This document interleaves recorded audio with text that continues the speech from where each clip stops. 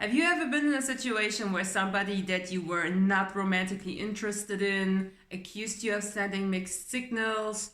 Or have you been in a situation where you yourself tried to express how much you appreciate, value, and love somebody, but it was just not received by that person whatsoever? Do you honestly feel loved by your parents, by your dad, your mom, or the people who raised you? Or did it just always feel like they don't get you, they don't know how to express love? Did you feel like your parents are emotionally cold or detached or somewhat just not loving towards you?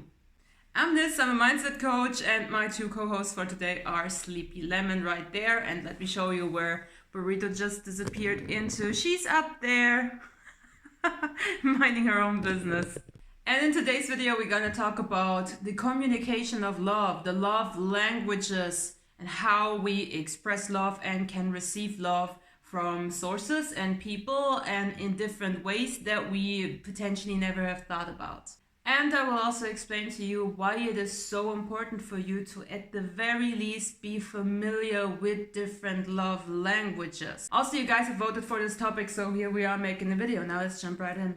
It is generally agreed upon that there are 5 different love languages, although I would argue that there are more than just 5, but let's talk about the 5 main ones, right?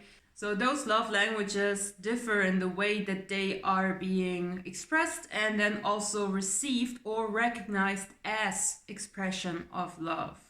So the 5 main love languages are words of affirmation, giving gifts, quality time, acts of service, and physical touch. Now, of course, the names of these love languages already suggest how it looks like in tangible terms in human interactions, but in case you've never heard about these or you have never considered any other love language than your own, I want to sum them up for you real quickly. Let's start with the love language of giving gifts. That is my personal weakest. That's the one that I suck the most at understanding, recognizing, and also expressing love. So giving gifts does not necessarily mean that you have somebody that is constantly showering you with jewelry and chocolates and flowers or expensive stuff, or buys you a new car or buys you stuff in general. It's not always the big tangible things. It can also be easily expressed by, for instance, sharing food. If my primary love language was giving gifts, I would express this to you by sharing a cookie that I have with you. I would lend you stuff when you need it. I would always make sure that I have little trinkets and little thingy things that I give you so that you will remember me. If you want to know if there is a person like this that speaks this love language in your life, just think about all the stuff that you get from your friends as little gifts and little presents. If you have one friend or two that are constantly bringing you little thingies and little, I don't know, just like little reminders. Sometimes they will also just tell you, oh, I thought about you when I saw this, so I had to get this for you. Or when you're out shopping, they have a tendency to be like, hey, I want to buy this for you, right? So these are the healthy ways of expressing this kind of love style. From a toxic point of view or more toxic point of view, it can sometimes look as if the person is trying to buy your friendship or your affection. They can have, when they are people pleasing, when they have like some insecurities, when they are over sharing, over extending themselves, when they have a tendency to sacrifice themselves in order to get something, right? And then it can look like they are bombarding you with stuff just so that they get your affection. Next love language, quality time. This is when you have a person that is really massively invested into making your shared time the best time ever. So those people will not just be cool with going for a walk with you. No, they will drag you to the best scenery, the best view, and to the best club, the best party. Let's make this even better and that even better. And they will be really, really invested into coming out with really awesome plans and spending a lot of time with you. They will not just hang out with you for half an hour for a coffee and then go mind their own business. They will really have a plan. So the toxic-ish version of that expression of love can look like the person constantly asking you, do you have fun? Are you sure you have fun? Do you like it here? We can go if you don't like it here. And there is a second toxic version, and that is like is so twisted. You really need to know about that in order to actually notice that and see that. Sometimes these people, when they are really, really insecure, especially when they put your ass up a pedestal, they have a tendency to not hang out with you, to not invite you to parties and whatnot, because they constantly think that's not good enough for you. They want you to be always amazed. They want you to always have the best time of your life when you're hanging out with them. So depending on their level of insecurity, it can sometimes look like they are not hanging out with you at all. So if you have a really good friend, somebody that you're actually vibing with, and somebody that maybe even tells you, hey, you're my best friend, or I really love you, or whatever, right? They are actually telling you or showing you in other ways that you really mean something to them, but then they go and hang out with other people. They do not invite you to parties. They do not include you into their plans. And you kind of get pissed at them because you feel like you are being abandoned by them in some way, shape, or form. Of course, sometimes people are just assholes. You have to consider that too. But for the most part, when it comes to somebody that actually really does value you and like you and appreciate you, that is not spending a lot of time with you, ask them why and give them an opportunity to explain to you. And I guarantee you, a lot of them, they feel like whatever they are planning is just not good enough for you.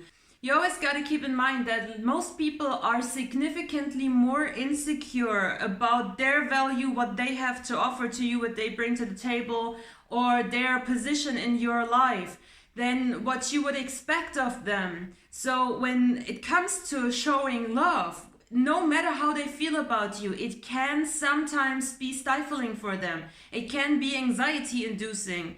There are a lot of people out there that are massively or madly in love with somebody, but they are not capable of bringing themselves to express it because they judge their own capabilities as negative, as not good enough. So this is already I'm kind of jumping the gun here almost, but this is already one of the reasons why it's important for you to at least educate yourself on these love languages. It can help you avoid a shitload of miscommunication. And I gotta change my recording angle again because now Beanie has joined the show. Look at her, isn't she cute, little Bean? Okay, next love language, acts of service. This is, in my honest opinion, the most annoying one because it's the most overlooked one. Acts of service is not necessarily, I'm gonna be your knight in shining armor, I'm gonna swoop in and save the day. Acts of services can be, I've taken out the trash, I've done the dishes, I've cooked dinner, or I ordered pizza for you, right? It can be the smallest, tiniest little things that you may not even notice. And a lot of times when there are, especially in romantic relationships, when there are couples living together where it's usually the guys that have that love language. I don't know why, there might be a biological reason for that, but don't know about that, so I'm not going to talk about it. However, it's mainly guys that have this particular love language. And a lot of romantic couples where the dude has that love language while the wife has maybe the love language of words of affirmations, the woman starts feeling unloved. The woman often starts feeling unappreciated and starts now kind of bitching to her friends about her husband that is just not paying attention. Oh, my husband never buys me flowers. Or my husband never tells me how awesome I look. My husband never tells me that I look sexy. My husband never takes me out for fancy dinners or whatever. However, the husband provides in terms of he's working his ass off, and when he comes home he will still do the dishes, right? Aside from his normal standard responsibilities, he will still find tiny little things to make your life a little bit easier. A big reason why this is problematic is because those little acts of service for women, especially for stay-at-home women, for stay-at-home moms and wives, or even independent women, There is, as long as you as a woman fall into this category of what is naturally expected from a woman taking care of the household, right? If you fall into this category, you may not recognize those little things as an expression of love, because for you it's your normal everyday chores. You just do it. You just expect that this needs to be done, period. The trash needs to be taken out, right? You don't see it as an expression of love whatsoever. And because the dude, the male counterpart in this relationship, feels unappreciated for what he's doing, they usually get bitter. And then we have the classic house dragon and dude who works in his garage 24/7 and drinks beer with his buddies. Kind of dynamic of a relationship, right? The toxic version of this love language can look like whoever has that pattern is incapable of letting other people do things. So if you have somebody in your life that needs to always do the dishes, that needs to clean, that cleans up after you, like a crazy person, like an OCD person, where you can't even, I don't know, let your socks or dirty clothes lay around for 5 seconds because they swoop in and immediately take them. This is the toxic version of this. This is an overcompensation, again, due to most likely insecurities and self-esteem and self-value and self-worth issues. Next one, words of affirmations. People who have that kind of love language are all about the romantic words. They are about the poems. They are about the, oh my God, you look so hot. Wow, you look so pretty. I love you so much. Those are the kind of people that I really need to verbally express, and in order to receive love, really need to hear these words. I love you. You are my best friend. You are my favorite child. That's also a little bit toxic to say, but hey. Those are people that, due to whatever reasons, have learned that verbal communication is the most efficient way. So they will want to talk about everything. The problematic part is when you have a partner that is absolutely not understanding this love language whatsoever, not even recognizing it as that, and then gives you shit for wanting to speak about issues. So if you have troubles in a relationship, something is a bit of an obstacle or a challenge or whatever, the person that speaks the love language words of affirmation will most likely want to talk about it. They will come, they will express their feelings, and they also expect you in return to express yours.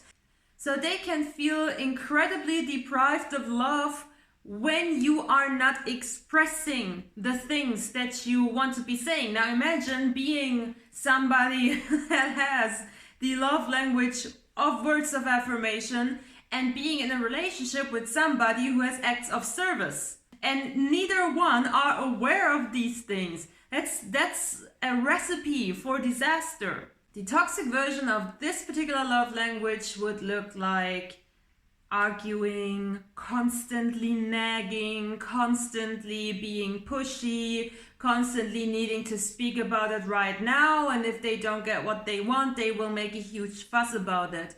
On the flip side, it can also look like they are completely withdrawing. Somebody that has the love language of words of affirmations when they feel unloved, or when they feel not loving towards you because they are maybe hurt or they have some shit going on, who knows, right? They can withdraw from you completely, stop talking, and just go completely silent, stonewalling you essentially.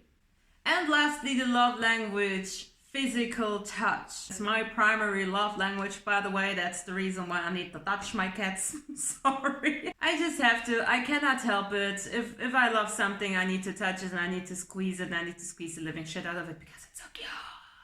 So if you have that kind of love language, then you need to be physically close to the people that you love.